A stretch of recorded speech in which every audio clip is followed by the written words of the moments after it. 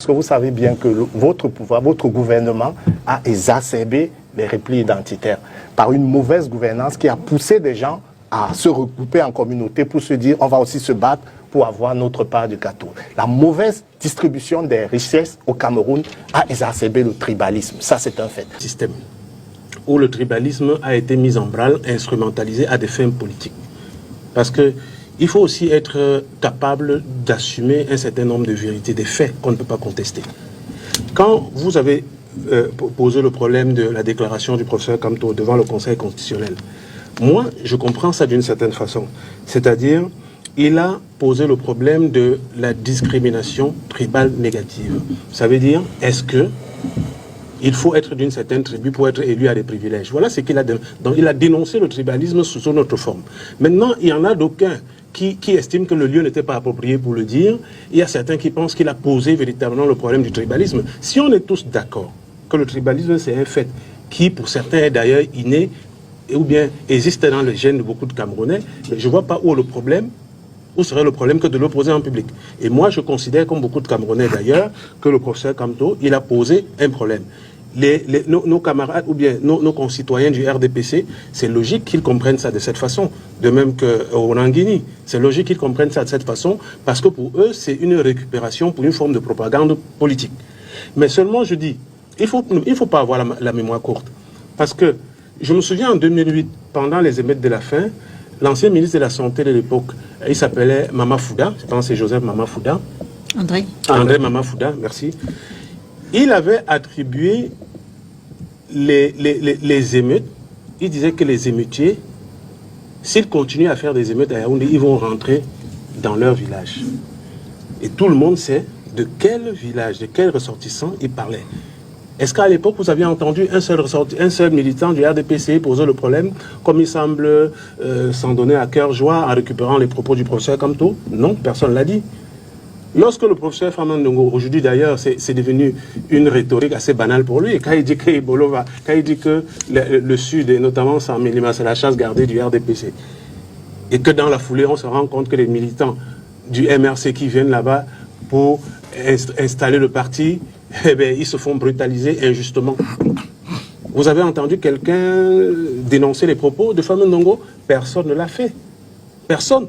Donc, moi, je suis contre cette forme de perception sélective. En fait, poussant. Donc, moi, je pense que le problème, c'est la conséquence d'une manœuvre politicienne nuisible à l'unité nationale qui a été ourdie par le RDPC et que beaucoup font semblant de ne pas connaître. Au Cameroun, ce que je viens de décrire est exacerbé par un fait. Celui que nous traversons une longue nuit dictatoriale, je le dis souvent, ici, sur ce plateau, qui dure depuis 70 ans, qui a embrigadé totalement les esprits. Ce qui fait que les espaces d'ouverture... Vous dites longue nuit dictatoriale, mais vous avez quand même l'opportunité de le dire. Oui, de le dire. Voilà, il y a un déguisement au Cameroun. Moi, j'appelle ça, c'est un concept que j'ai créé comme ça, la démocratie cathodique, en référence aux cathodes. Donc, on vous laisse parler. Les médias constituent un exutoire. Et c'est justement parce que les médias constituent au Cameroun un exutoire qu'on voit ces dérives monstrueuses sur les plateaux de télévision. Et cette dictature que nous vivons au Cameroun a tout fait pour paupériser la presse. Monsieur Xavier, mais ce qui parlait tout à l'heure, le sait très bien, c'est un acteur majeur de la presse au Cameroun. Le gouvernement actuel a fermé toutes les vannes, a bouché toutes les perspectives qui auraient pu permettre à une presse forte et autonome d'agir au Cameroun. Les conventions de Florence n'ont jamais été appliquées, qui auraient pu faire baisser le coût du papier et avoir un papier à moins de coût pour que les journaux puissent mieux se vendre, mieux se distribuer. Et plus grave, il existe un fait quasiment unique au Cameroun. Les télévisions sont obligées d'aller sur le marché de la publicité avec la chaîne nationale qui bénéficie déjà de la redevance audiovisuelle. C'est une incongruité. Soit on donne la redevance audiovisuelle à toutes les chaînes de télévision en établissant des critères, soit alors on limite tout au moins la part des médias publics sur le marché de la publicité. On pourrait aussi permettre de manière réglementée à la presse privée d'avoir accès à la commande publique, c'est-à-dire les annonces que l'on voit à fusion sur Cameroun Tribune. C'est comme ça qu'on peut mettre sur place des mécanismes pour avoir une presse privée forte. Et une fois qu'on a une presse privée forte, et là, on ne voit pas ce que vous voyez là. Parce que ce que vous voyez là, c'est la paresse. C'est la paresse qui est due au fait que la majorité de ceux qui tiennent ces débats dont parle M. Messi sont pauvres intellectuellement. Ils sont pauvres intellectuellement parce que beaucoup de ceux qui pouvaient le faire sont partis. Ils sont partis parce que, je l'ai dit dans un article, la presse ne fait plus rêver. La presse ne fait plus rêver parce que le pouvoir tenu par M. Yuté et ses amis l'a sacrément appauvri. Et c'était à dessein pour la tenir avec des gadgets du genre Conseil national de la communication qui, pour moi, est une incongruité. Et il est à la fois illégitime et inefficace. Pour moi, on doit le dissoudre, tout simplement. Et remettre l'argent du budget de ce CNC à la presse pour qu'elle puisse s'autonomiser, produire des programmes de qualité qui évitent qu'on appelle sur les chaînes de télévision des érudits, entre guillemets, qui sont prêts à venir au mains à tous les coups. D'ailleurs, je partage le point de vue de Monsieur François Ndikam. Le CNC, pour moi, ne fonctionne pas. Il a des apparitions sporadiques. Il sanctionne par moment. Il ne fonctionne pas de façon optimale. Et c'est un problème. Et puis, est-ce que le problème, oui. le problème ici, c'est le CNC? Le problème ici, c'est la façon dont sont conduits les débats au Cameroun, ou alors c'est le CNC le problème? Maintenant, pour la qualité des débats, d'abord, c'est des débats prisés. C'est-à-dire que le dimanche, tout le monde est connecté. Tout le monde a des télécommandes. À la télécommande, il va d'émission en émission. Ça veut dire que les gens sont concentrés. C'est un marché qui me semble porteur. Donc ça veut dire que ces débats sont sollicités par l'opinion publique. La preuve est qu'ils se passent au même moment, mais ça n'empêche pas aux Camerounais de les suivre. Maintenant, au niveau des contenus, et là, on pourrait encore parler de la socio-anthropologie du professeur pour savoir comment il fait, qu'est-ce qu'il fait. Est-ce que dans son métier de chirurgien, est-ce que c'est la même chose? Est-ce qu'avec son environnement, comment se comporte-t-il? Parce qu'on dit que c'est un homme politique. Quel type d'homme politique? Est-ce qu'il est là un homme politique simplement pour les plateaux de télévision où il a une ambition autre que celle-là? Parce que moi, il ne m'arrivera jamais, mais alors jamais, de tenir de tels propos parce que j'estime que si je les tiens, j'ai fait une gaffe qui peut avoir un impact sur ma carrière politique.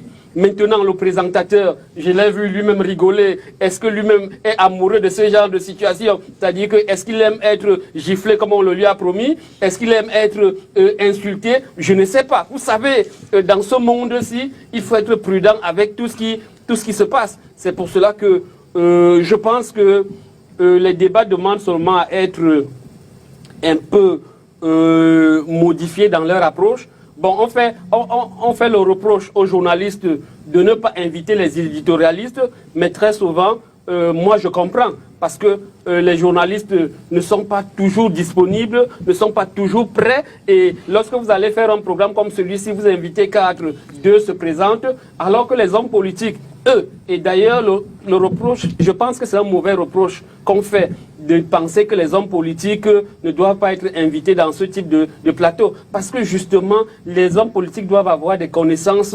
transversales sur tous les sujets. C'est-à-dire que quand on parle du sport, il doit être calé. Quand on parle de la politique, on parle de l'économie, on parle, du moins, c'est la haute idée que j'ai de l'homme politique. Maintenant, le CNC, vraiment, il est là. Je ne compte pas sur le CNC pour réguler ou bien régulariser la situation des débats. Chaque débat, chaque présentateur des débats doit faire son autopsie, j'allais dire son évaluation. Une évaluation pour savoir si la façon dont je mène les débats, est-ce qu'elle est conforme à la réglementation? Est-ce que j'en tire, est-ce que la chaîne de télévision ou bien le média pour lequel je travaille en tire des bienfaits, ainsi de suite. Et si vous ne vous comportez pas de la meilleure des façons, vous verrez aussi que les auditeurs, les téléspectateurs peuvent s'éloigner. Mais on a aussi constaté que les Camerounais aiment le buzz. Je vous dis, la semaine prochaine, vous allez voir, il sera invité demain, il est invité tous les jours sur le même plateau, et tout. Il y a quelque chose qui ne va pas, mais je pense que si le CNC était un peu plus sérieux, il interdirait même à certains panélistes d'être sur les plateaux, c'est-à-dire qu'on dit, ok, parfait, vous ne doit plus jamais passer sur les plateaux bien tels.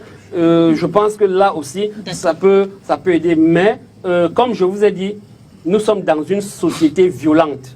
Ça aussi, il faut le retenir. C'est-à-dire, quand vous arrivez sur les réseaux sociaux, vous arrivez en famille, vous arrivez dans les médias, tout est violent parce que justement, pendant 60-70 ans, on n'a que travaillé sur la violence et ça se répercute à l'école, ça se répercute sur les chaînes de télévision, ça se répercute dans les foyers, ça se répercute un peu partout. Donc, ce que le professeur a fait là, c'est évidemment le reflet de ce qu'est la société camerounaise aujourd'hui, la société violente. Il faut faire un effort pour apaiser un peu les esprits.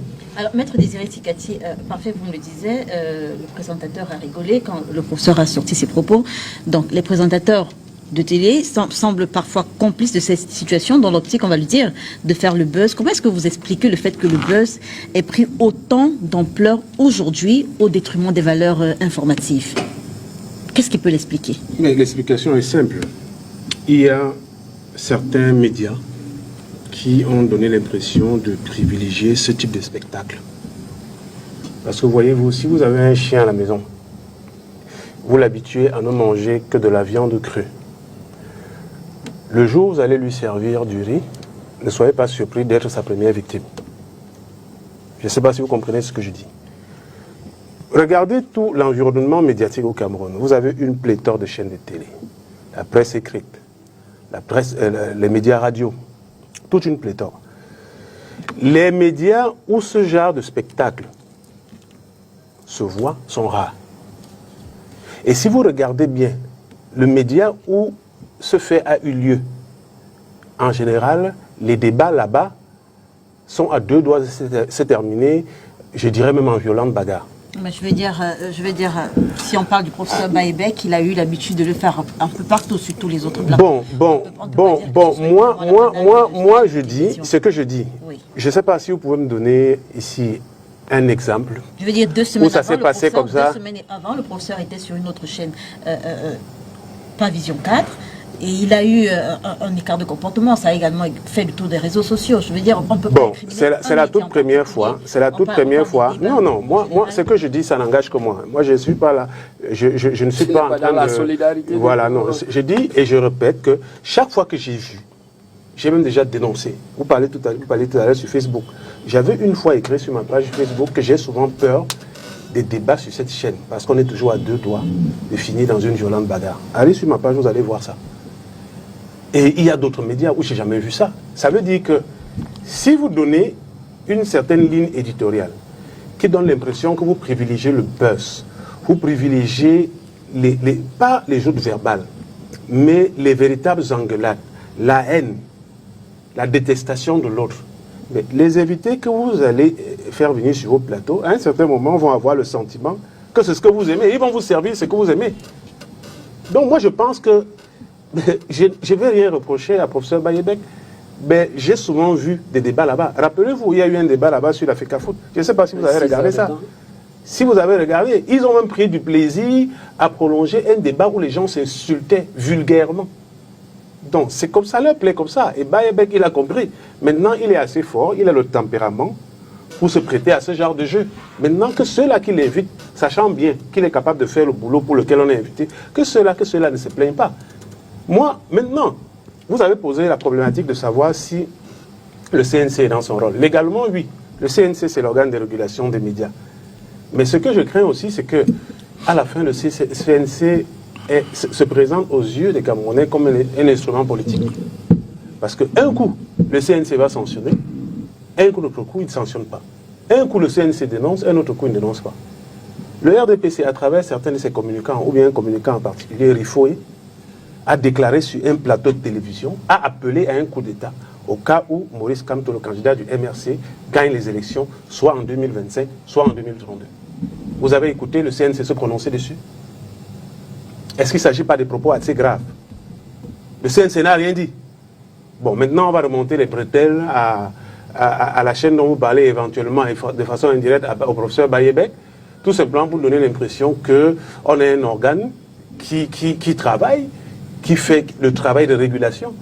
Mais non, on n'est pas dupe. Le CNC ne joue pas son rôle. Le rôle du CNC en particulier, c'est de s'acharner contre les médias qui ne chantent pas les louanges du régime. Regardez même dans la presse écrite, vous avez une certaine catégorie de presse écrite qui ne se cache pas pour écrire des propos tribalistes, insultants, diffamatoires, à la limite, en dehors des règles déontologiques de la presse. Vous avez déjà vu le CNC se prononcer. Je voudrais juste préciser que des journalistes de Vision 4 ont souvent eu un rappel à l'ordre du CNC. C'est pourquoi j'ai dit, oui, ils ont le rappel à l'ordre du CNC quand il arrive que ces journalistes-là posent des actes qui sont aussi de nature à mettre en difficulté certains pontes du régime ou bien le RDPC. Parce que vous savez très bien qu'on a eu des moments où le patron de Vision 4 était en bisbille aussi avec certains pontes du régime. Et c'est à ce moment-là qu'on a essayé de remonter les bretelles à Vision 4. Mais regardez un peu les débats qui sont passés à Vision 4 par rapport à la crise anglophone. Je ne veux pas revenir sur les propos qui ont souvent été tenus sur cette chaîne, et même par des présentateurs, pour ne pas remuer le couteau dans la plaie. Mais qu'est-ce que le CNC a fait? Rien, rien du tout. Donc, je pense que le débat que nous faisons ici sur la qualité des débats dans certains médias, ce n'est pas différent de celui qu'on faisait sur le tribalisme. Parce que si vous regardez bien, vous allez voir que le soubassement, c'est la conservation du pouvoir à travers des stratégies de division des Camerounais. Et on peut diviser les Camerounais à travers la haine tribale, c'est ce que fait le régime.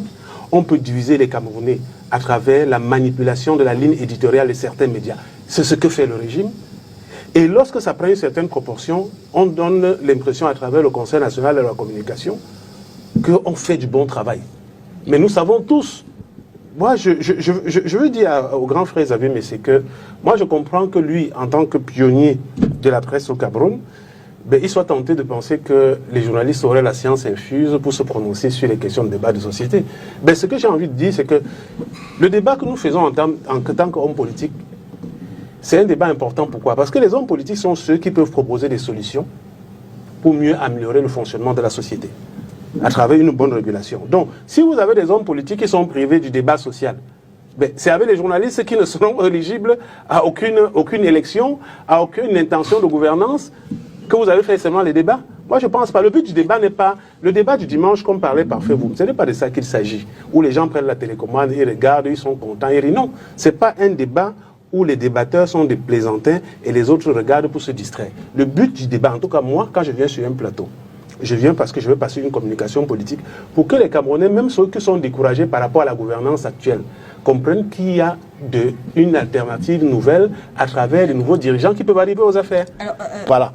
Ce que je veux dire par là, c'est qu'il y a effectivement de la part de mes confrères, mes jeunes confrères surtout, une certaine paresse qui est due à leur fragilité pécuniaire. Ils veulent faire des choses rapidement et la production médiatique s'en ressent. Je veux dire d'une manière générale, le débat tel qu'on le fait ici, sur le plan de la production même, c'est la chose la plus facile à faire. Voilà.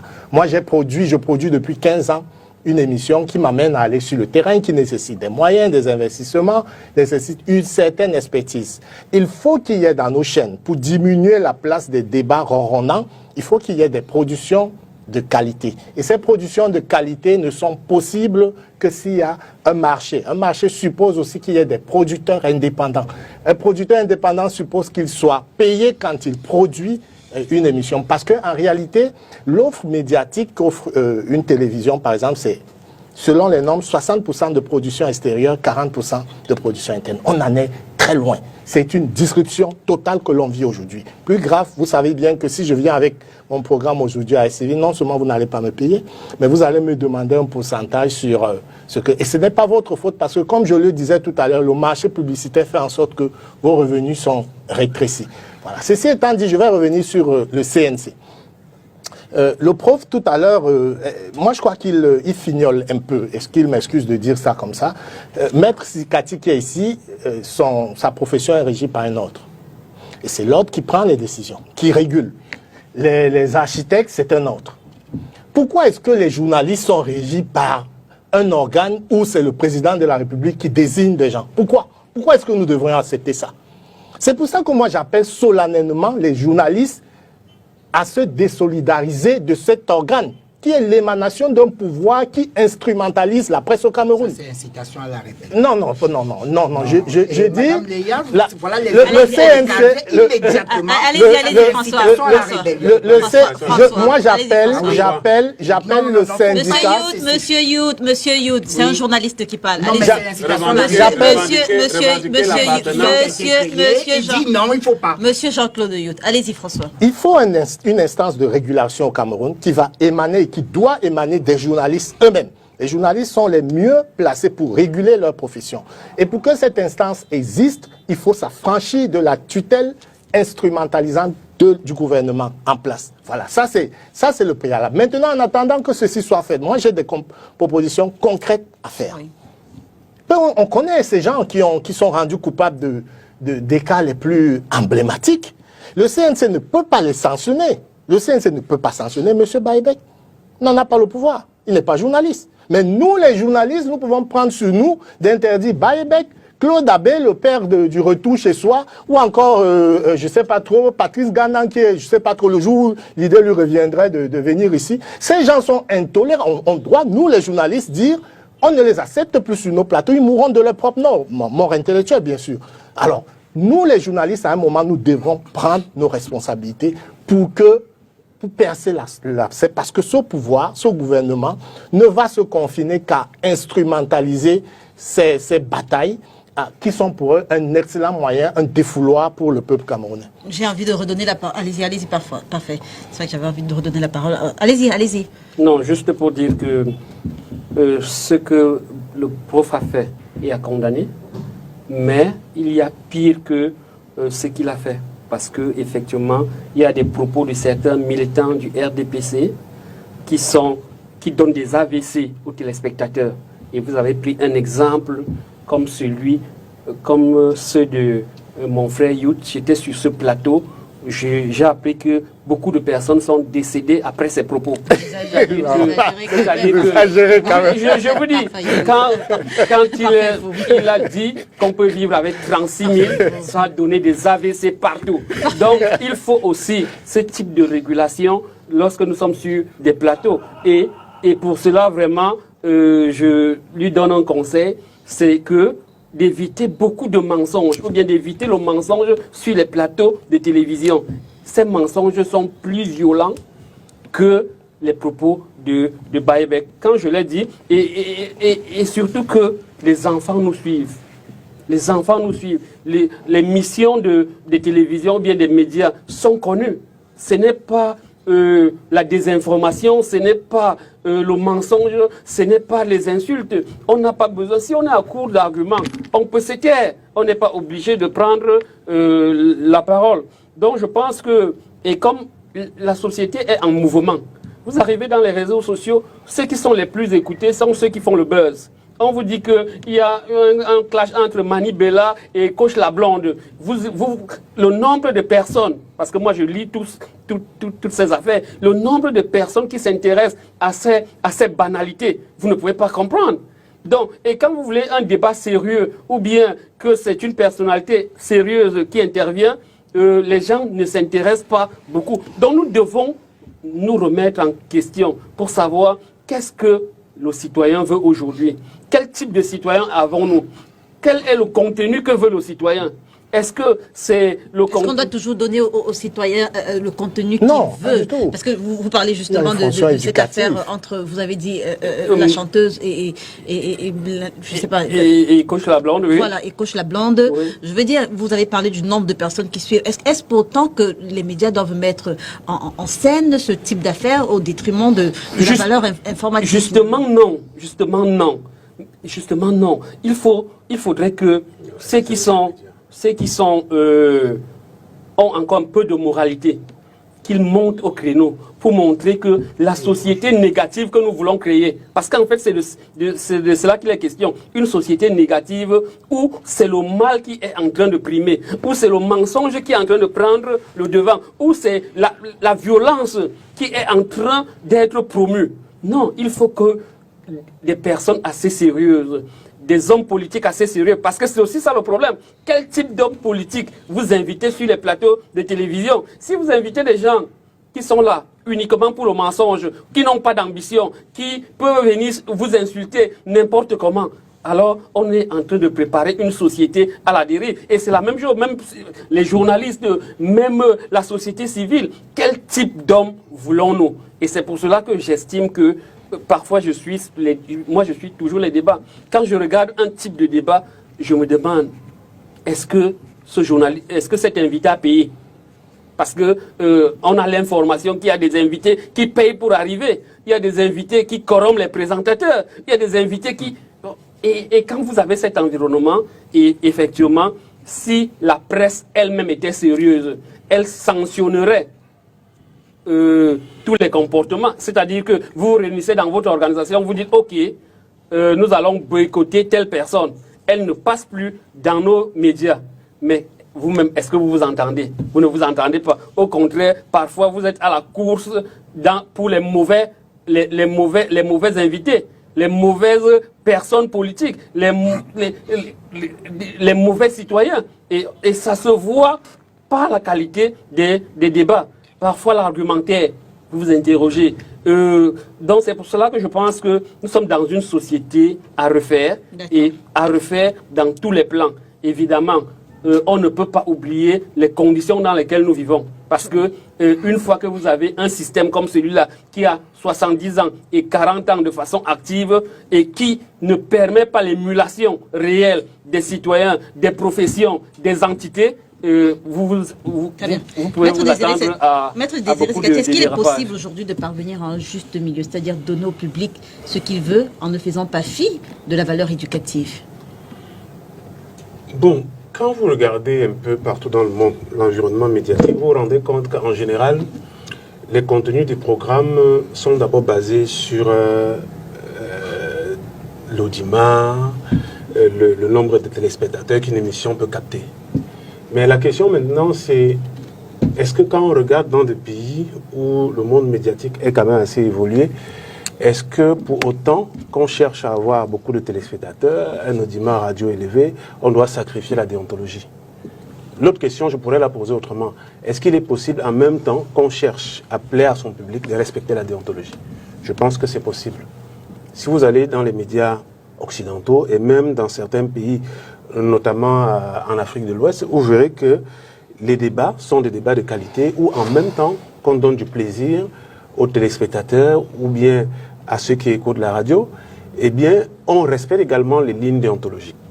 Et d'ailleurs, même ici au Cameroun, voilà, je pense qu'on a des médias qui respectent également toutes ces conditions-là. Ici à STV, je n'ai pas souvenance. Le professeur Baebek, dont on parle, il a été invité plusieurs fois ici, mais je n'ai pas souvenance qu'il a eu un écart de comportement. C'est pas toujours facile. Voilà, donc c'est la raison pour... Oui, même si ce n'est pas facile, quand vous invitez quelqu'un sur un plateau et que vous connaissez sa façon de se comporter, vous devez, en tant que régulateur de l'émission, présentateur, vous donner les moyens de canaliser la personne. Et ce que je constate, c'est que le professeur Baebek est bien canalisé dans certaines émissions, sur certains médias. C'est la raison pour laquelle je reviens à ce que j'ai dit tout à l'heure, que si vous avez un chien à qui vous décidez de donner que de la viande crue, le jour où vous allez lui donner autre chose, vous pourrez être sa première victime qui va mordre. Donc, moi, mon sentiment, c'est que certains invités se comportent d'une façon qui correspond à la ligne éditoriale de certains médias. Ça, c'est le sentiment que j'ai. Et d'ailleurs, sur ce plateau, je pense qu'on a cité un certain nombre de personnes dont les écarts de langage sont connus, sont de notoriété publique. On a cité Claude Abbé. Voilà, bon, quand vous avez un média sur lequel on peut venir faire la propagation. Il a également cité le professeur Patrice Ngalan. Oui. Bon, Patrice Ngalan, lui, il est à l'étranger, lui, c'est sur les réseaux Non, mais sociaux. c'est un Camerounais. Non, on dit la même chose. Je suis en train Parce de dire... que si vous faites ça comme ça, Attends, on peut croire que c'est sélectif. Non, c'est pas sélectif. Voilà, je suis pas en c'est train pas de tout le dire... monde. Patrick Ngalan, je ne cautionne pas ce qu'il fait. Mais je dis, Patrick Ngalan, lui, il le fait sur les réseaux sociaux. Il n'y a pas une possibilité de régulation pour l'organe en charge des médias. Parce que je pensais qu'on posait le problème par rapport à Bayebek, puisqu'il s'est exprimé. Je ne cautionne pas, je me désolidarise totalement de ce que Patrick Ngalan a fait. Et d'ailleurs, même au MRC, on l'a fait. Vous savez que d'ailleurs, le MRC est l'une des cibles privilégiées de Patrice Ngalan, tout simplement parce qu'on a refusé de cautionner son discours anti-Boulou. Voilà, il faut aussi être capable de dire pour que M. Youb, il le comprenne bien. Donc, et pour votre gouvernement, je voudrais vous rappeler que le professeur Maurice Kamto a eu à plusieurs reprises à expliquer voilà ce que vous appelez concours pour être boulot. C'est vous qui faites semblant de ne pas comprendre parce que vous avez vos intentions politiques en tête, mais il a rappelé. Donc, je dis, il faudrait que, avant de faire appel au Conseil national de la communication, qui est un organe purement politique, comme l'a confirmé Xavier Messé, eh bien, il faut que les journalistes eux-mêmes se donnent les moyens de s'approprier leur profession. Comme le dit Ngodi Kam, il le dit très bien. Que, oui, il l'a dit. Il dit qu'il aspire à la création d'un ordre de journalistes. Même les ordres professionnels, les architectes, les avocats, les chirurgiens, les médecins, à l'époque, avant de devenir des ordres, c'était des professions régulées par l'État. Voilà, mais à un certain moment, les gens se sont dit, si nous sommes des privés, nous ne recevons aucun subside, des salaires, on ne reçoit pas de l'État. Nous travaillons à titre indépendant. Comment ça se fait que c'est l'État qui régule notre métier? Et puis sur cet angle-là, je pense qu'il a parfaitement raison. Il y a une possibilité d'autorégulation pour les journalistes. Parce que personne ne le comptait sur ce plateau. Regardez bien, lorsque des médias sont sanctionnés, en général, vous allez voir que les intérêts qui sont privilégiés par le régime ont été mis en jeu. Mais chaque fois que vous avez un invité, quand Claude Abbé, par exemple, vient faire une propagande à caractère ethnique sur les plateaux de télévision, est-ce que vous avez vu le CNC sortir avec autant de La commission des droits de l'homme est sortie. Oui, la commission des droits de l'homme. Je ne parle pas du CNC. Parle du CNC. Voilà, le CNC. Moi, je n'ai pas l'impression que j'ai lu une communication du CNC. C'est vrai que je ne me souviens plus, mais je sais qu'elle est sortie. Bon, mais j'ai dit tout à l'heure, est-ce que vous trouvez normal que le CNC se taise quand Patrick Rifoué déclare pour le compte du RDPC mandataire officiel qu'il faut un coup d'État au cas où Kamto est élu président de la République? Vous trouvez normal que le CNC, est-ce que ce n'est pas un appel à la révolution, au coup d'État, à l'attaque contre les institutions?